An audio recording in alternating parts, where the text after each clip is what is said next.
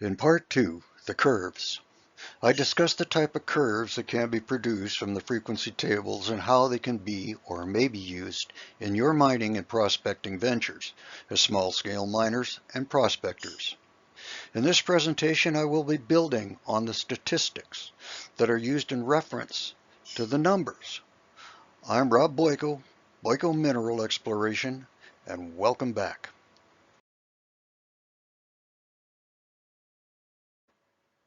To understand the numbers and the concepts behind them, an example will be used.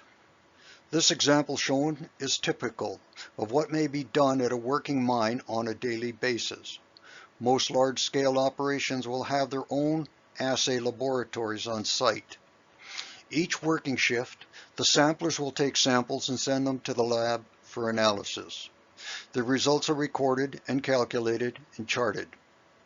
This slide represents a hypothetical analysis of a set of samples taken from a typical day shift. These samples are taken from the concentrate line before the concentrate is shipped for further refining. This graph represents the barium concentration contained in the concentrate during the 12-hour day.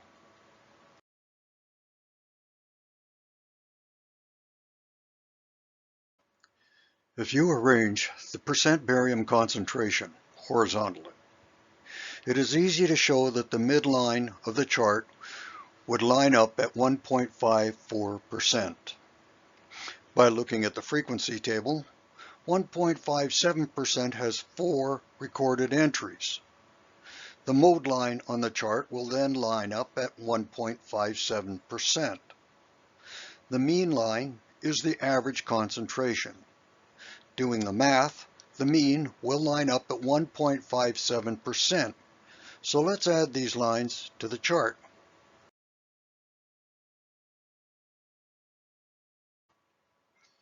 To find the standard deviation and the population deviation, which is more correctly referred to as the population variance, the values in the frequency table need to be converted to total concentration and total recorded entries. This is simply done using simple multiplication and addition as shown in this table. The average concentration is simply the total concentration divided by the number of entries.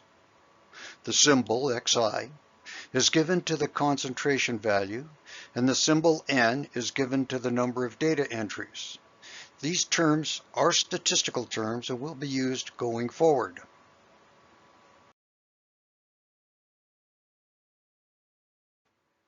We now have the concentrations plotted, and the mode, median, and mean lines are added. One can easily see that this graph is slightly skewed.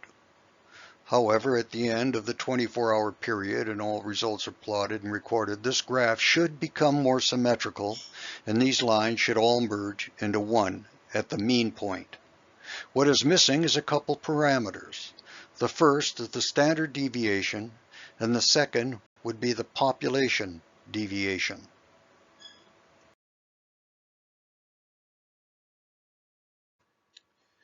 In statistics, symbols are used to describe a value.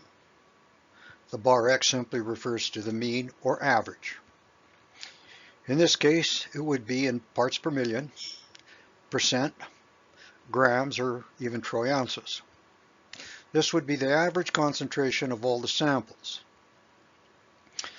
That U symbol means the same as the bar X, but it refers to the average of the population. Xi represents each data entry. This would be the individual entries for each sample recorded. This backwards-looking E symbol is simply an addition function. It signifies the total of all the data entries. For us, it refers to the total recorded concentration of all the samples in the set. The capital S is the standard deviation, and the capital S squared is the variance. A variance is a fancy term to describe the total amount of variance introduced by sampling, plus any preparation, as well as instrumentation. It is a modified average of the standard deviation. It is a measure of dispersion. Now, the capital N simply refers to the number of data entries. It is not the recorded concentrations of each sample. It is the number of samples that has been recorded in the data set. The double R simply represents a specific range of data. The table on the left is the frequency table that is slightly modified. It shows the number of entries, which is 23 samples recorded. The total recorded is the total concentration of the samples. Since there was only one recorded sample with a concentration of 1.33%, the total for that entry is 1.33%. Whereas there were 4 recorded samples having a concentration of 1.57%. The total is 6.28%. In order to calculate the standard deviation, another table has to be designed. As shown, there are 23 entries. The first column, designated bar X, are the individual concentrations for each of the 23 entries. The middle column is used for the calculation of the mean deviation of the population, not the sample set. The third column is used to calculate the actual standard deviation of the set. The totals are listed at the bottom of the table.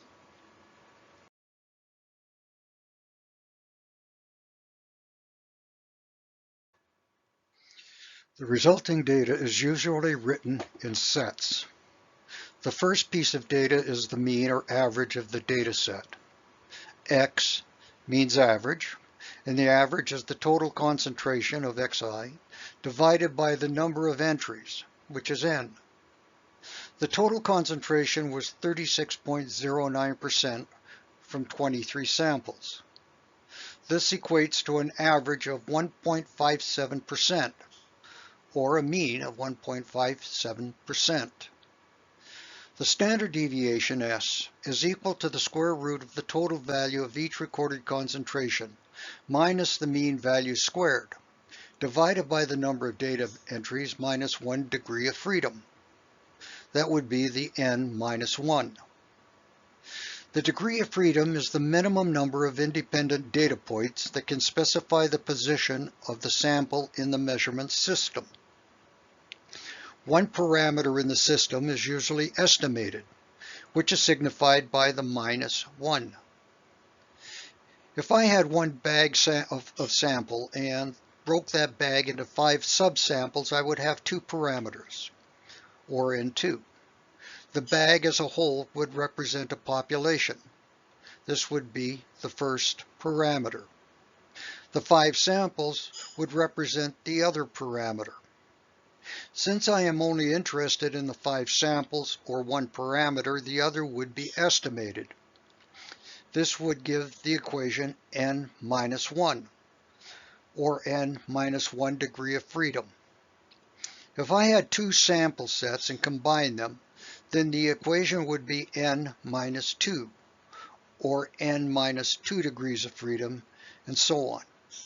In this sample, the standard deviation using the values from the previous slide is equal to the square root of 0.296 divided by 23 minus 1, which equals to 0.12. The variance is simply S squared, or 0.12 squared, which equals 0.14. From the second and third columns of the table in the previous slide, to get the total Xi minus the mean entries, simply do the square root of the value of 0.296 as shown. Dividing the result of 0.54 by the number 23, the number of data entries, the mean deviation equates to 0.02. The summary, as shown, is 1.57% barium, having a standard deviation of 0.12 and a variance of 0.14, as well as a population deviance, or deviation that is, of 0.02. With this information, we can now add this to the chart.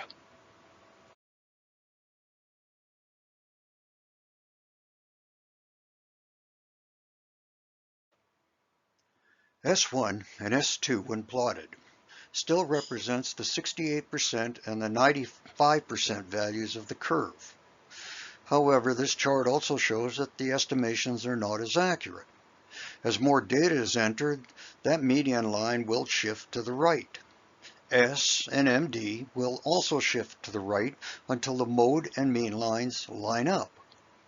When this happens, the estimates are considered quite accurate.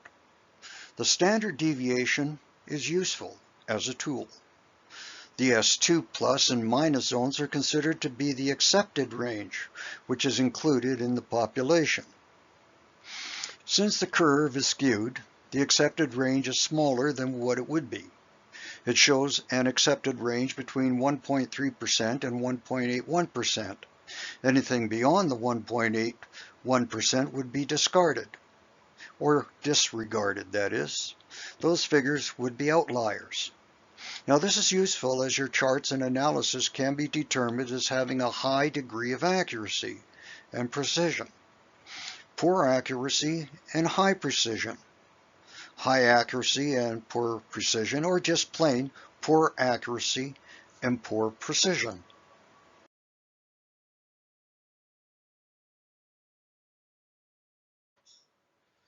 The acceptable range is said to be between minus S2 and plus S2. As a small-scale miner, let's say you worked for 5 days and ended up with the troy ounces per ton as shown and recorded. Now this graph shows that you are not only meticulous in your weighing, it also shows that the scale that you were using had a high degree of precision. The range of 3.67 and 3.72 troy ounces fell well within the acceptable range between the two standard deviations.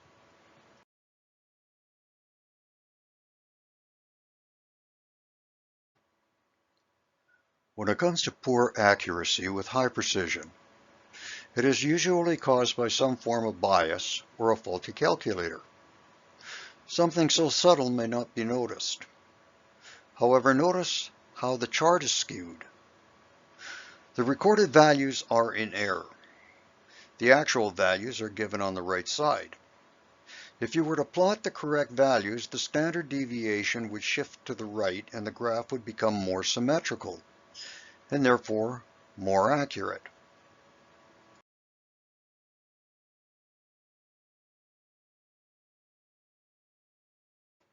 Errors like this are next to impossible to determine. However, the chart does show a discrepancy. It is slightly skewed to the right. It is still within the acceptable range, but there is an error. The error is in the weighing of the samples. It is usually caused by some sort of vibration, which in turn will have an effect on the balance scale. Or the grams measured may not be correct due to the lack of precision of the instrument being used. It would be next to impossible to determine which of those recorded weights would be incorrect. The whole set would have to be reweighed if the samples were still available.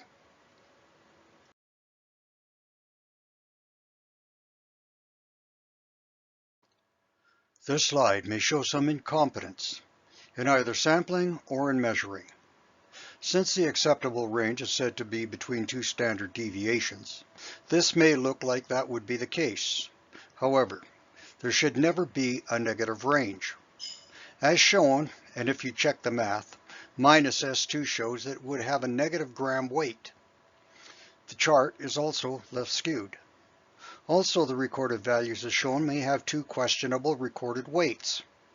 6.0 and 8.38 may be outliers. If these values were the result of an instrumental analysis, the instrument may have been faulty and or out of calibration.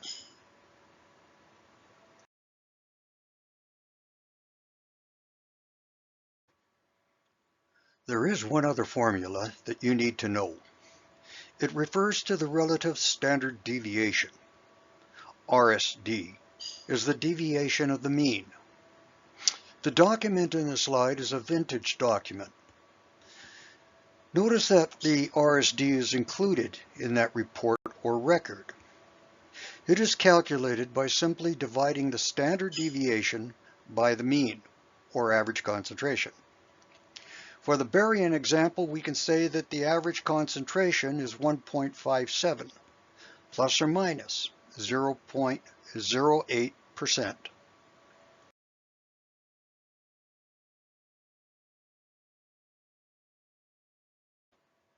When buying, selling, or prospecting, records will be required as proof.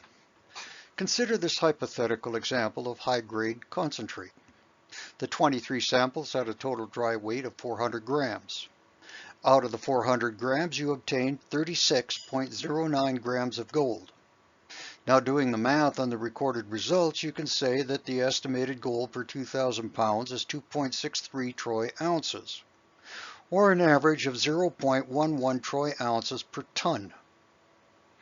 When proving a claim for the purpose of resale or purchasing, it is important to have a certified laboratory analyze the sample. The results based on the concentrations presented in the certified assay report can be considered as true and reliable. Those results can then be calculated to obtain the required information that is needed. In this example, the estimate is 2.63 troy ounces per ton of ore or dirt processed. The average would be about 0.11 troy ounces per ton. Now that would be a $180 day on an average. That is at the time of this presentation. That is if you were able to process by hand 2,000 pounds of ore material. If you had a small mining operation with a small processing plant, you may be able to process 5 times the amount. The point is, if the seller does not have the required info and will not let you sample the entire site, then walk away. If you are selling, prove your claims with hard facts. If you are intuitively prospecting an unregistered area, do your own analysis. Or better yet, send the samples to a lab for more precise and accurate analysis. Then do the math. In the end, you will have the required information for any decision that you may make, based on evidence that is accurate and precise.